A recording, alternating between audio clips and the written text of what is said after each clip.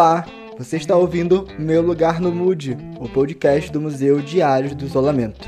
O Mood é vinculado ao NEMUX, Núcleo de Estudos sobre Museus, Ciência e Sociedade, alocado no Departamento de Museologia, Conservação e Restauro do Instituto de Ciências Humanas da Universidade Federal de Pelotas. Sediado em um território digital, é um museu de virtuais conexões no qual a navegação é potencializada por diálogos. A temporada da vez traz a temática Diversidade de Vivências na Pandemia, com o objetivo de compreendermos e conhecermos múltiplas experiências nesse período de isolamento. Convidamos a todos a fazer parte desse movimento. Fique agora com o episódio.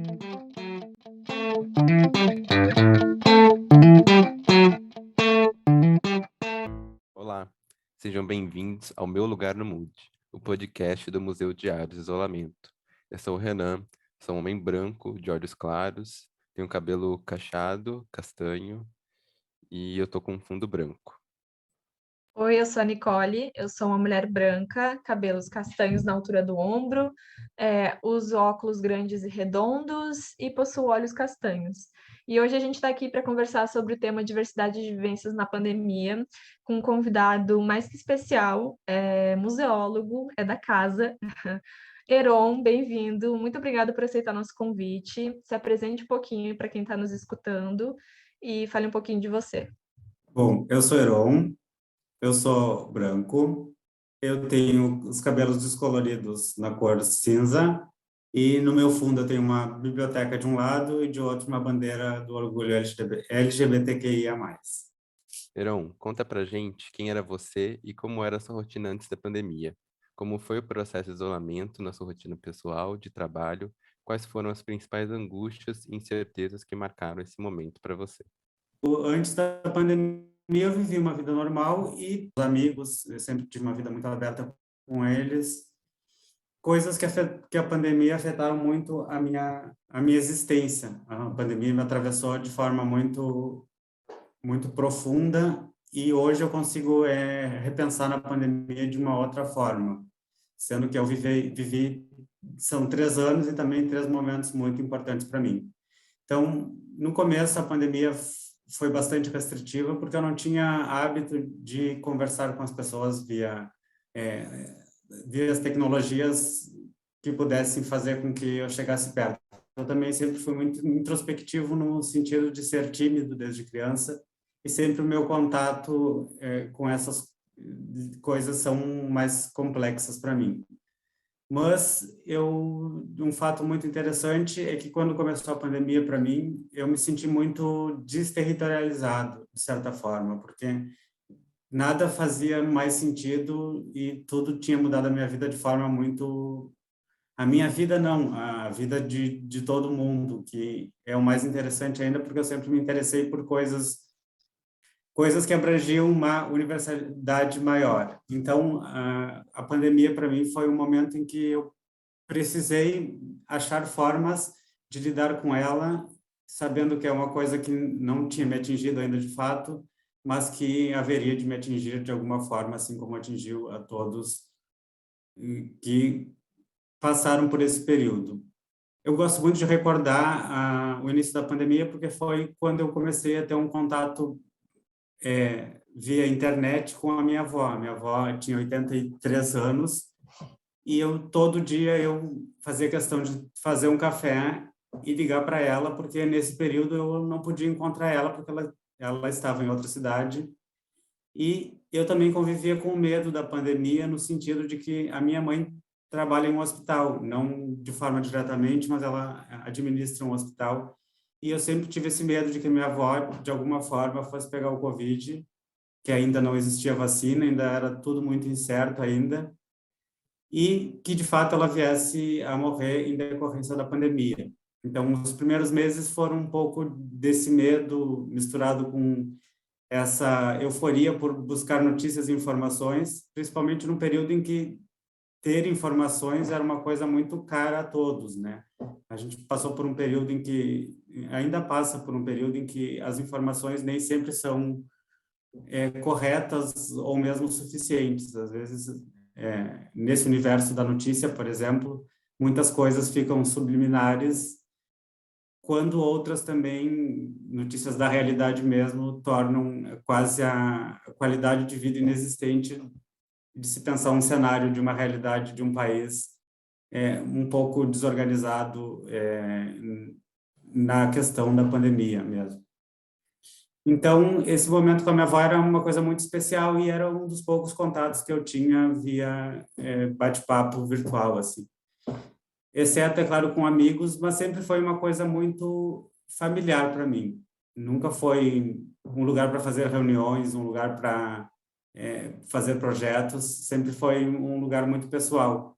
E isso fez com que eu me aproximasse disso e, por exemplo, o contato com a minha avó nos últimos 6 meses de vida dela foram todos feitos via webconferência, o que ao mesmo tempo é muito longe, mas também me aproximou dela de uma forma muito, muito especial e foi a forma que a gente encontrou para conseguir se comunicar e se ver, já que a presença dela e da minha família, de certa forma, que é uma família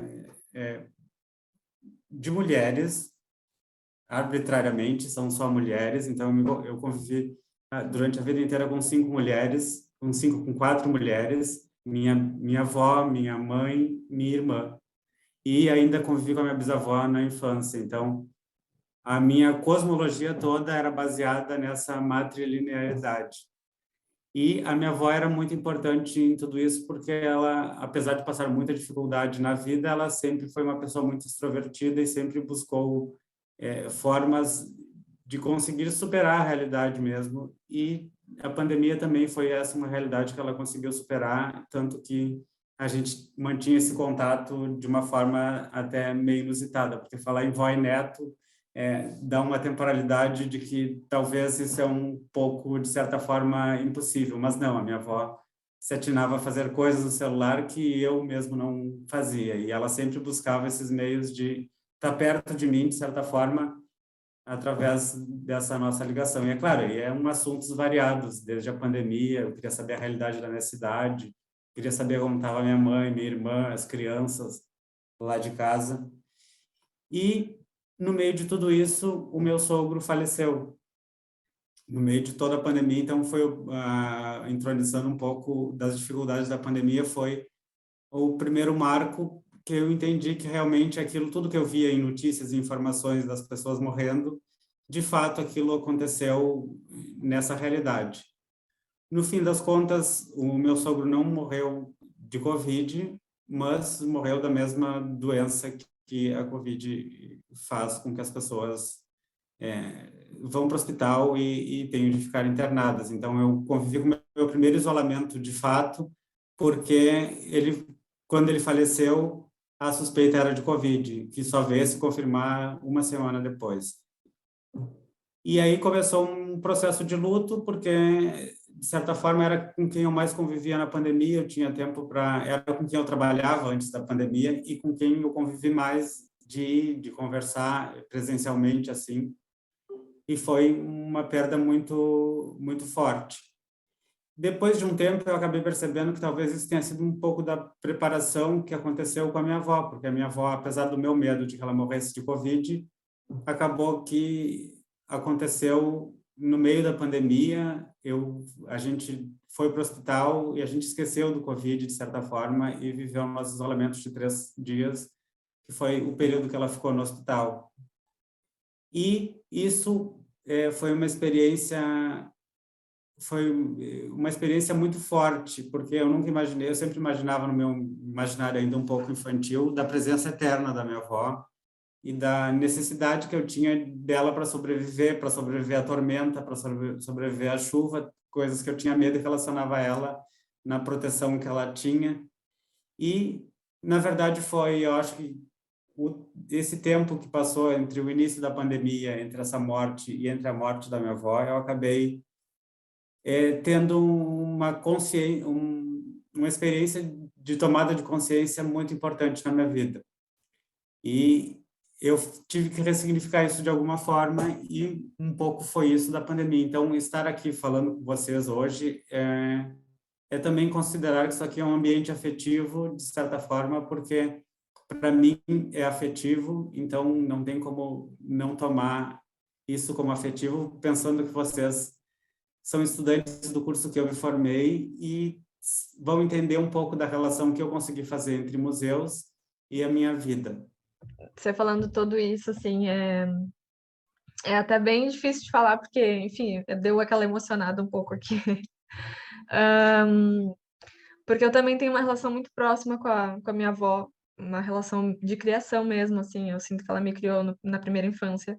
E essas sensações que tu passa do medo do falecimento por conta da Covid, dessas angústias que a gente tinha, desse temor realmente, eu fiquei muito tempo sem vê-la, por medo de levar a doença até ela, sabe? De ser a causa disso, eu nunca ia me perdoar se eu fosse.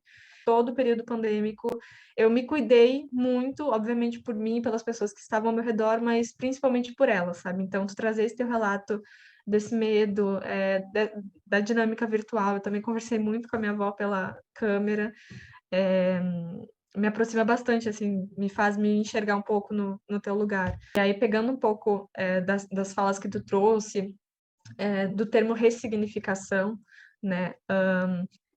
Muitas dessas relações acabaram tendo que se modificar, né? A forma, assim, como estavam sendo lidadas mesmo ali, né? Tu fala bastante desse ambiente familiar, que foi o âmbito virtual na tua vida.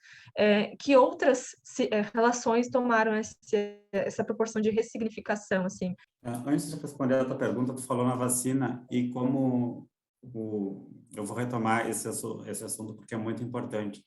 Porque esse período em que eu não vi minha avó, então eu acompanhava muito as notícias e queria saber o que estava acontecendo, então eu sabia tudo que podia saber sobre vacinas, porque era a minha esperança de logo me vacinar e poder ir para minha avó tranquilo, de não ter que carregar a culpa, por exemplo, de ter passado o Covid para ela e que também estava sem vacina ainda no momento. Então é muito importante se vacinar e ganhou uma proporção muito grande para mim nesse sentido de que poxa, a vacina podia ter chegado mais cedo, eu podia ter convivido mais com a minha avó, mas também não tem como mensurar isso, porque a realidade se tornou outra também. Os parâmetros mudaram, as relações mudaram, e eu acabei, de certa forma, me aproximando mais de pessoas através dessas experiências, assim, eu consegui fazer isso mais com a família em geral, mas algumas relações eu consegui criar a partir disso, mas muitas relações se perderam com a presencialidade, né? Então, porque nem todo mundo é afeito a esse tipo de comunicação. Bom, eu não era muito afeito, então eu sou um exemplo disso. Mas eu acho que essas relações, elas foram totalmente ressignificadas. Eu não tenho parâmetro para dizer que melhorou ou se afastou ou não, porque tudo isso foi ressignificado, né? Até pela experiência própria da minha vivência de ter que ressignificar uma ausência, que era a ausência da minha avó. Então, foi bem marcante tudo isso. E é importante dividir esses espaços, porque eu dividi com meus amigos e também foi uma forma de eu superar um pouco o luto, foi essas reuniões que a gente fazia semanalmente, toda sexta. Eu até vou citar o nome do Douglas e o Luciano, que são um irmão, quase irmão, e o outro também é quase outro irmão, que vivem em outros lugares diferentes, mas que nós dividimos isso e até, inclusive, dividimos realidades durante esse período juntos. Então, essas relações realmente se aproximaram, mas elas já eram bem solidificadas. Então, ainda na perspectiva das ressignificações, você consegue pensar em lugares, e lugares aqui pra gente não está pensando em lugar só físico, né? Então a gente pode pensar lugares como relações, como a gente está aqui dialogando, e pensando que a pandemia e o isolamento transformou o nosso lugar do mundo, quais os lugares, quais são esses lugares que impactou a sua vivência no isolamento? Você consegue elencar pra gente esses lugares? Olha, são muitos lugares e são todos lugares novos, porque a pandemia, com esse momento de... Olha, eu estou usando muito ressignificação, mas a pandemia me traz muito isso. Também esse lugar da ressignificação, de perceber as coisas de um outro viés que não tanto na materialidade. Eu nunca fui afeito à materialidade mesmo. Eu sou até um museólogo um pouco desligado das questões ligadas à materialidade, sem esquecer do valor que isso tem para a minha profissão, é claro, mas eu sempre priorizei, de certa forma, as relações que se dão em torno dos museus e dessas coisas. Então, um segundo lugar para mim é o museu, mas não só o museu físico, o espaço em que eu ajudei a conceber na minha cidade, mas um museu que eu criei para mim próprio, assim. Então, esse museu é um pouco do que eu vivo da minha vivência, que me faz retornar muito ao Mood, porque logo que tudo começou a pandemia, eu devorava informações de mídia impressa, mídia jornalística, do Instagram, do Twitter. Eu sempre consumi muita informação. E eu ressignifiquei isso muito num período em que eu li tanto que eu acabei me decepcionando com tudo e criando uma distopia na minha cabeça, de certa forma, e entendendo que, na generalidade, todo mundo ia morrer e que a realidade, de certa forma, ia se transformar brutalmente. E foi num desses momentos em que eu comecei a fazer essa relação, que foi em maio de 2020, quando uma postagem com um fundo amarelo me fez entender que os museus também eram fonte de informação, e informação que é uma coisa muito preciosa depois da pandemia toda e depois de toda a nossa realidade um pouco horrenda, né? E ter informação, informação válida para alguma coisa, validar esse tipo de informação é muito importante, porque o Mood, de certa forma, fez com que isso acontecesse, eu pensar, não, os museus, além de tudo, são fonte de informação. E ligado a todo o contexto de perdas, um momento muito triste para qualquer um que viva no universo, no planeta, sabe o quanto a perda é algo que pode, ao mesmo tempo, te levar para um lugar escuro, escondido, mas também tem a perspectiva de que pode te levar para um outro lugar. Então, eu pensei muito nesses lugares. Um outro lugar que eu me assentei muito nesse período foi o lugar da ausência, o lugar de não saber exatamente até que ponto a materialidade é capaz de dizer quem eu sou. Então, foi um período muito de tomada de consciência mesmo.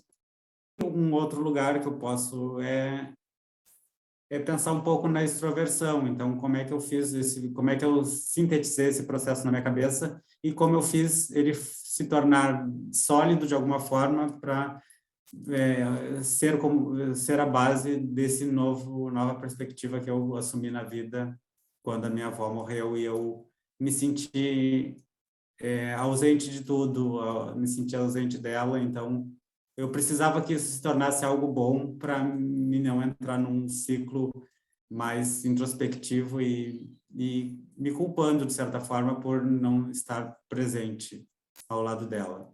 Só para salientar, o nome da minha avó é Amélia Moreira. E foi um ser incrível, é um ser incrível. Eu posso dizer que porque eu convivo com ela e hoje tudo que eu olho, desde a minha gata até os passarinhos na rua, o vento, tudo de certa forma eu consigo vincular ela e com aquela visão que ela tinha a respeito da vida, a respeito das coisas. Então, ao mesmo tempo que é um objeto muito ausente, ele é muito presente na minha vida, assim. Então, eu não sinto falta da minha avó porque eu, de certa forma, através da museologia, consegui instrumentalizar um pouco essa memória e organizar ela de forma que eu não necessitasse exatamente da presença física da minha avó para superar tudo isso. Então, conta pra gente como é que foi a sua experiência no Museu de Herval, como é que foi trabalhar nesse contexto, quais foram os desafios que você enfrentou. Conta pra gente. Bom, então, depois de passado tudo isso, então, a minha vida tomou um rumo totalmente diferente, e pensando na ressignificação também, eu busquei ressignificar isso. E a minha primeira experiência foi voltar ao lugar o lugar de onde eu nasci, que é o Herval, e começar um projeto de de um museu que contasse um pouco da história de Erval e um pouco da história dessas comunidades que se fizeram na beira dos morros daquela cidade. E a história de Erval, ela já tinha, por exemplo, um livro e outras coisas que falam um pouco mais genericamente sobre a história do município. Então, a primeira coisa que eu pensei sobre tudo isso era como criar esse museu, pensando que eu também estava num processo de criação, estava me recriando de certa forma, passando por esse processo todo que eu passei no início da pandemia. E aí o processo foi muito similar ao que eu estava vivendo também, não tem como se desligar da vida, ainda mais estar trabalhando em um lugar em que contava a minha própria história. História essa que às vezes nem aparecia e não aparece, na maioria das vezes, nesses espaços de memória, ainda, de certa forma, ainda são espaços de poder. O processo do Museu de Erval foi muito isso, foi muito buscar esse caminho das pessoas, do que as pessoas sentem em relação às suas memórias e à sua história, de certa forma. Então, foi um processo bem complexo, porque contar um pouco a história de uma cidade envolve muitos contextos diferentes, muitos interesses diferentes, e como eu estava falando agora, que eu lembrei, que os museus ainda, de certa forma, ainda têm um pouco de poder domesticador, no sentido de que domesticar o que a gente vai ver, o que a gente vai aprender, os fatos. Então, a história que se tinha de Erval era um pouco isso, era um pouco de memorialistas e de pessoas que se ocuparam em escrever genealogias, por exemplo, e outras não subestimando o valor desses tipos de estudos, mas eles não levam em conta a sociedade, de certa forma, não levam em conta as comunidades que constroem essa memória diariamente. Então, pensando em tudo isso, aí a gente pensou em um museu em que estivesse realmente voltado para isso, para a memória coletiva, para a memória social, no sentido de que a materialidade, tudo isso reflexo da minha experiência, tínhamos que encontrar formas de fazer com que a materialidade não fosse prevalente em tudo. Então, um pouco da história do museu é isso, é buscar um pouco da história através de fatos básicos que possam dizer para as pessoas, não, esse aqui é um território de entendimento de identidade. E também é a construção dessas histórias que fazem com que os museus devem se centrar, porque não simplesmente colocar objetos e abduzir significados deles dentro do museu, trazendo realidades que não são nossas, então. E um pouco disso se traduziu no museu e um pouco nessa experiência. O que você pretende esquecer desse período de pandemia? E o que você vai lembrar de não esquecer? O que eu pretendo esquecer? Bom, é impossível não querer esquecer muitas coisas diante do cenário brasileiro e do cenário mundial. Mas então, o que eu gostaria de esquecer mesmo era toda essa desinformação que se gerou num processo contrário ao que eu imaginava que podia ser interessante, que era isso de se entender como um coletivo maior. Então, não só queria esquecer, como eu gostaria de repudiar essa onda de fake news, por exemplo, que é um problema tão grande quanto a pandemia e que ajuda a desinformar muita gente. Então, essa é uma das coisas que eu queria esquecer, de fato. O que eu vou lembrar de não esquecer, aí é muita coisa. Porque esse processo todo me levou a uma enxurrada de memórias e de coisas importantes que eu não posso esquecer. Então, dentre elas, eu gostaria de citar algumas. Por exemplo, meu companheiro, o Júnior, que sempre foi a presença constante na pandemia e que fez com que meus isolamentos se tornassem menos insanos, provavelmente, ou mais calmos, porque é muito importante. Depois da pandemia, eu percebi o quanto é importante se ter esses contatos que a gente tem presenciais e como eles são importantes para a gente conseguir ressignificar tudo que aconteceu. Então, isso é uma das coisas que eu não quero esquecer, é que sim, a pandemia, apesar de parecer que nos deixa longe, ela nos permite ter outras formas de se conhecer melhor, de conviver melhor e de se tratar como um coletivo. Outra coisa que eu não gostaria de esquecer é realmente a minha avó, que foi o que ficou de tudo isso. Eu não gostaria de esquecer essas pessoas que acabaram morrendo, essas mais de 600 mil pessoas que morreram. E como eu sei que isso afetou mesmo as pessoas que eu deixei de conviver nessa pandemia, não tendo sido vitimadas pela Covid, eu sei que mais de 600 mil famílias foram vitimadas e atravessadas, então, por esse fenômeno que é tão visível para nós e que, por um lado, a gente dá muito valor a isso e, por outro, a gente entende que nem tudo pode ficar para sempre. Então, eu acho que o que eu não vou esquecer mesmo é que a gente tem que valorizar nós, trabalhadores de museus e que trabalham com memória, não esquecer essa gente toda que morreu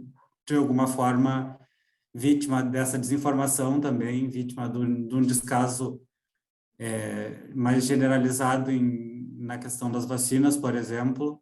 Lembrar, acima de tudo, que a minha profissão não é, como eu falei antes, de um poder delimitador. Então, os museus também são fontes de poder, mas poder de memória, por exemplo, e poder de ajudar as pessoas a ressignificarem esse momento também, porque para passar por esse período é preciso passar por várias fases. A primeira fase é de perceber o que está acontecendo, depois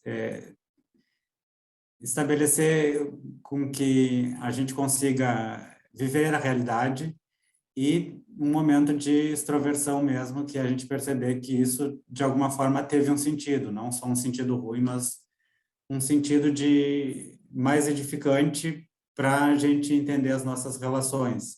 O luto em si, eu acho que já é uma forma de tentar ressignificar isso a um ponto de não desistir mesmo, porque realmente, agora, claro, um pouco mais arrefecida a pandemia, está um pouco mais tranquilo, mas no começo era um medo tremendo de tudo isso, de tudo que estava acontecendo.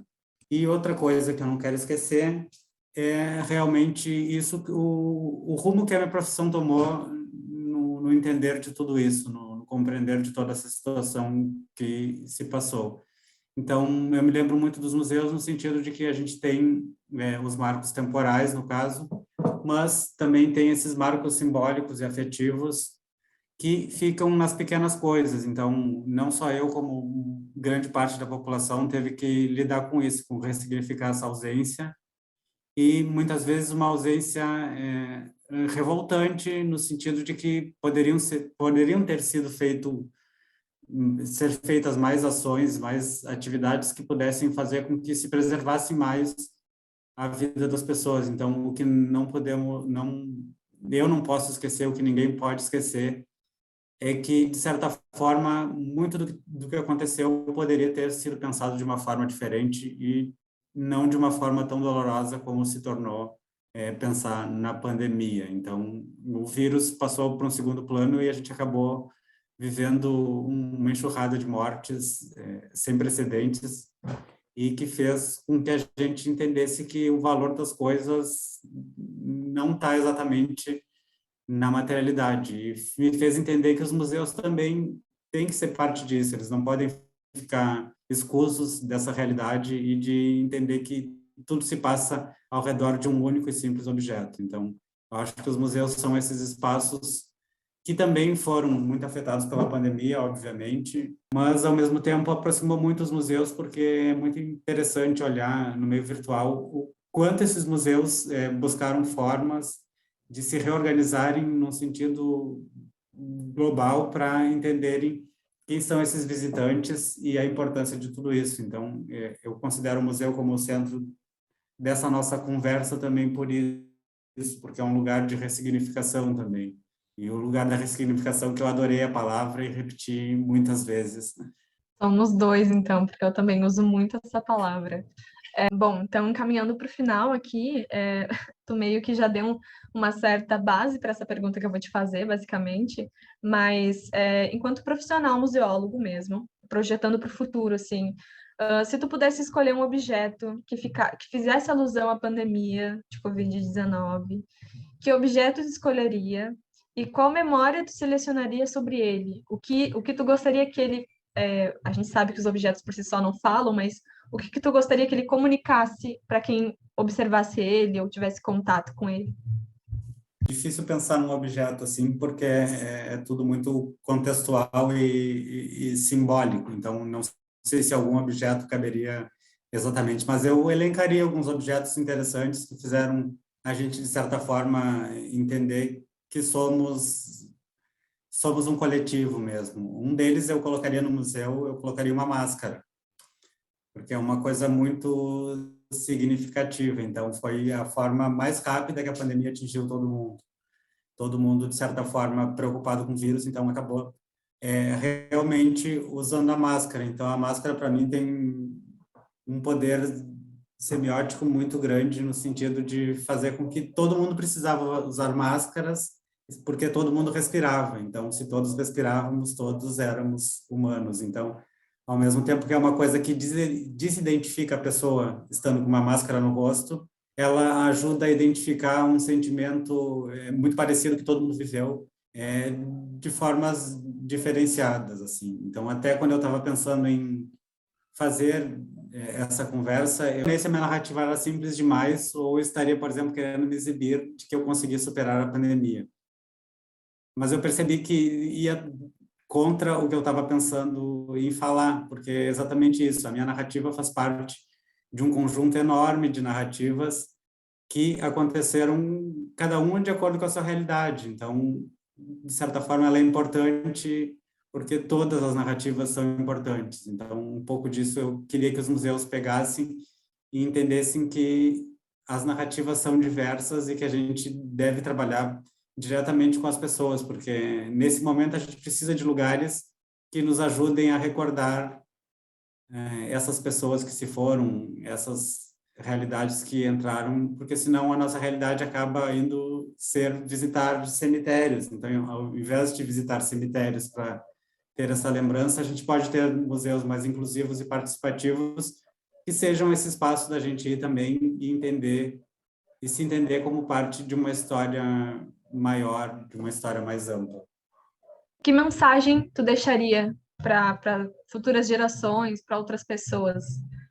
Eu peguei uma frase que eu gosto muito do Manuel de Barros, e ela é muito dicotômica, ao ponto que ela serve para a história, ela serve também para aquelas coisas que a gente cria na nossa mente, sistematizando as memórias do que a gente viveu e um pouco das coisas que a gente pensa. E a frase é: há histórias que são tão verdadeiras que às vezes parecem que são inventadas. Então, não sei se é uma frase exortiva, mas é uma frase muito interessante para a gente pensar que as nossas narrativas também são importantes ao ponto de se tornarem verdade e que elas também são inventadas. E, do contrário também, a gente inventa realidades para poder lidar com a realidade em si. Então, eu gosto muito do Manuel de Barros e acho que isso diz um pouco do que fica da pandemia, que é um pouco de fazer esse movimento museológico dentro do corpo, dentro da mente, dentro do cérebro, e entender o real valor das coisas e o real valor das coisas invisíveis, por exemplo, que o vírus, para nós, é invisível, mas ele acabou, de certa forma, nos conectando num mesmo sentimento. E então, apesar das coisas ruins, coisas boas também podem surgir através desses momentos difíceis. Então, é muito importante que as pessoas tenham essa catarse quando vão no museu e entendam que realmente é um espaço de memória e uma memória coletiva, realmente, não uma memória isolada e de alguns poucos fatos em si.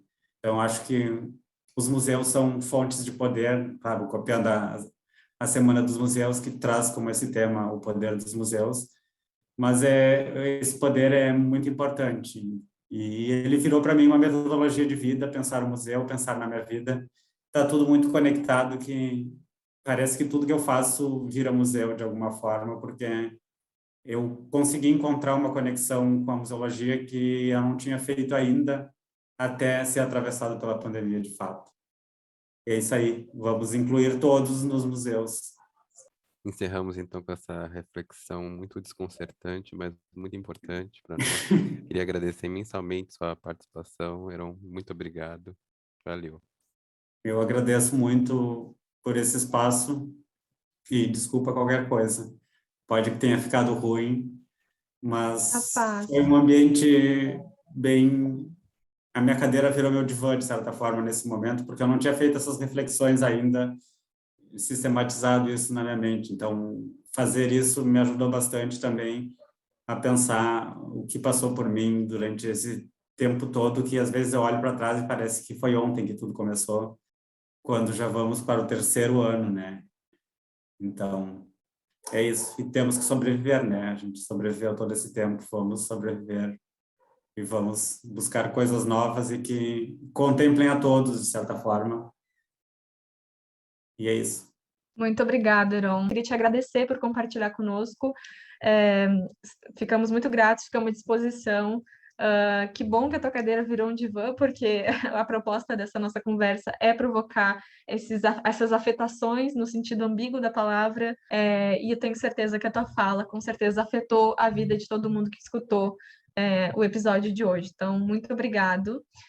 E gostaria de pedir a quem está escutando o nosso podcast, deixar o seu curtir, a comentar aqui embaixo as suas reflexões sobre a nossa conversa, se você se identificou, se não se identificou, deixa aí para a gente saber o seu feedback. Se inscreva no canal do Mood, siga nas redes sociais, e por hoje é só.